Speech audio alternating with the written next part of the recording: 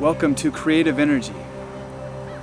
I'm Davin Infinity, the Creative Energy Sage, bringing you a transformational multimedia video series into the cultivation of Qi, universal energy, and how it relates to living a creative life and becoming a brilliant, creative, radiant being.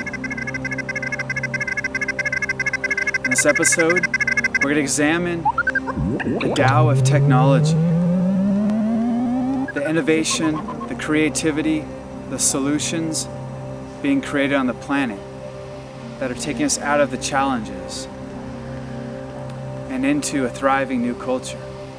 Technology also has a dark side. As we're now immersed in an electronically addicted culture, our energy fields are being penetrated by these different frequencies.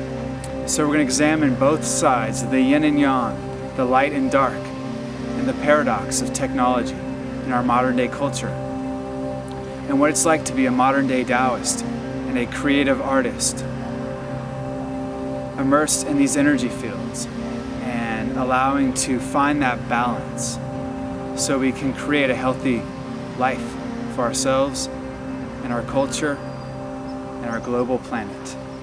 Let's go straight into the great work. Here we are with the Tao of technology.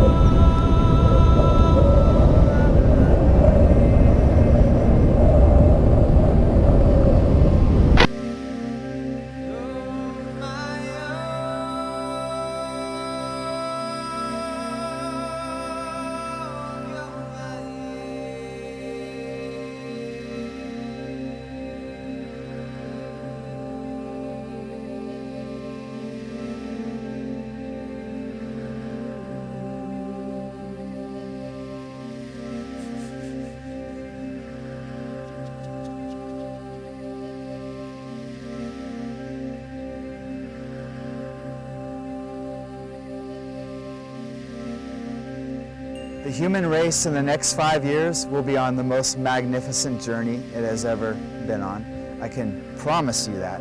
We will have advanced in the next 5 years the history of our entire science. We'll have more discoveries in the next 5 years.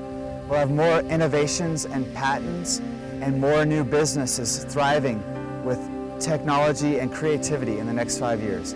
Technology will come to a singularity point in the next 6 months. It speeds up, where every day and a half, it's doubling. So, what one day all of the records hidden in the bottom of the Roman Vatican libraries, every day that amount of information times 1 billion will be released in 5 years from now. We will no longer have all the information of the history of our planet, which is actually not that difficult to understand, because it's just one planet, one human race experience over the last few million years of evolution and creation from the heart of our Creator, which, by the way, creation and evolution are one. So we're going to end that war in the next 5 years of science versus shamanism and mysticism. That's ending. Our parents fought over it in my kitchen, and they're giving up on the battle, and we're seeing that come into fruition. So in 5 years from now, we'll have more technology, more new educational paradigms. The science will be backing it all up just in time to receive the galactic information from our galactic family that is going to give us free energy technology, ability to travel to different star systems through aligning with the coordinates, the space-time fabric alignments that will set up our space-time travel. It is no longer dealing with speed of light, petroleum oil, all of that old dinosaur technology will be eradicated, because we're going to be so advanced that to even imagine it is to imagine what the world looked like when we thought it was flat, and when we thought the sun rotated around the earth, and when we thought that we were the only living race and the only planet, when we thought there was a few stars out there, and we didn't even know what stars were, and we didn't even know that we had stars inside of our own planet, nuclear core energies, and we didn't know that everything is built around the double torsion physics of quantum, field research, the spinning energy coming, looping in and out, and meeting the 0 point energy, the singularity point energy that's going to run all of the energy on our planet. We've known about this for hundreds of years. This science, this art is going to be there, and it's already here, but it's so grassroots and underground that 5 years from now, it's going to be sold like popcorn for $9 at a bad Hollywood film.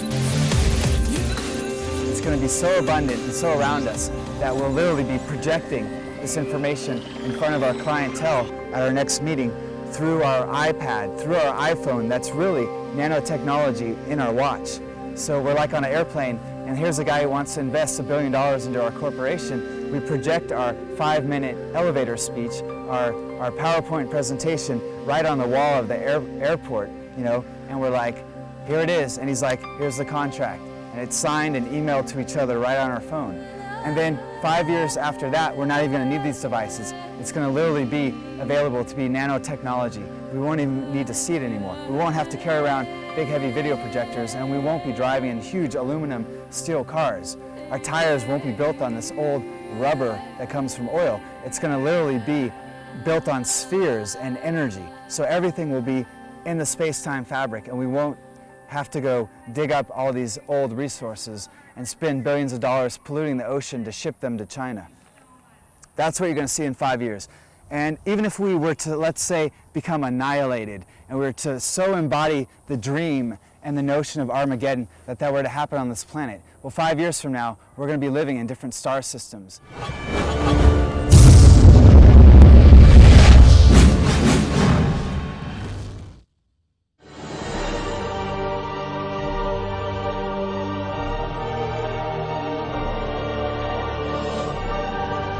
I'm really excited about Peter Diamandis and Stephen Kotler's new book, Abundance. Right off the bat, they explain this idea that technology is a resource-liberating mechanism, and that scarcity is actually contextual. Something is only scarce until you develop the technology that turns it into something abundant.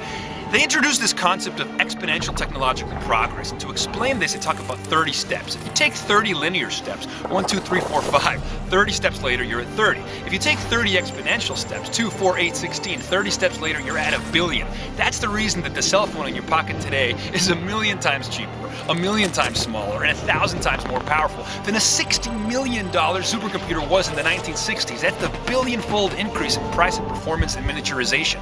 A young person with a cell phone in Africa today has access to better communications technology than the US president did 25 years ago. So it's this concept of exponential growth, right? And then you have the rising billion around the world, people coming online for the first time, buying smartphones, joining the global conversation. You have a new generation of techno-philanthropists, people that have made billions of dollars in the information age. They have the resources of nation states and they want to transform the world. You have DIY innovators, leveraging emerging technologies to impact the world in a positive way. And so the book ends up being a kind of really optimistic take on a possible path that we can take. We can leverage these emerging technologies that are evolving exponentially, and we can transform the world. It's up to us, and Abundance shows us how.